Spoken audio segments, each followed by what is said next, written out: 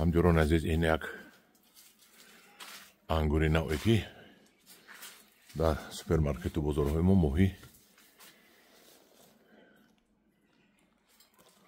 اپریل میبیاد و 700 سوم بازار میبراید. نامش رد گلوب، گلوبوسی سرخ. اکن خدا میگیم که این نپسد چون که 8 فеврал رومان باید سمرقند برم که اکای محمدقل همین درخت رد گلوب رو سودا کردن.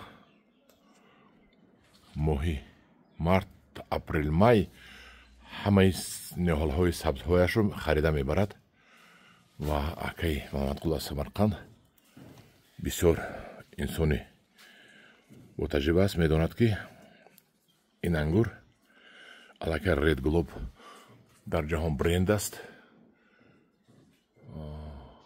نهایت در بازار شیشتگی است.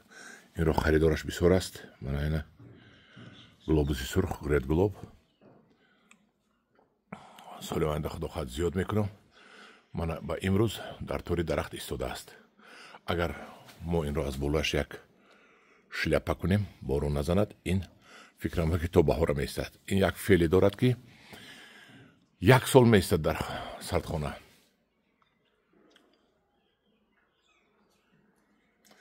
از این نهال ندارم من.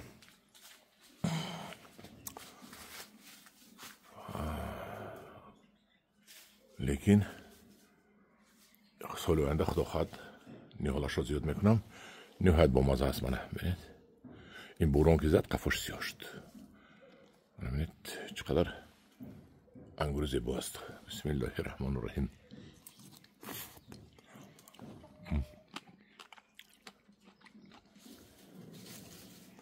انگور نهایت با مزه است. پوستش غوص نیست، میخورید. مزه آلو دارد یا سیب دارد هم خیلی. این انگوری رد گلوب یعنی گلوبوسی سرخ، کره سرخ.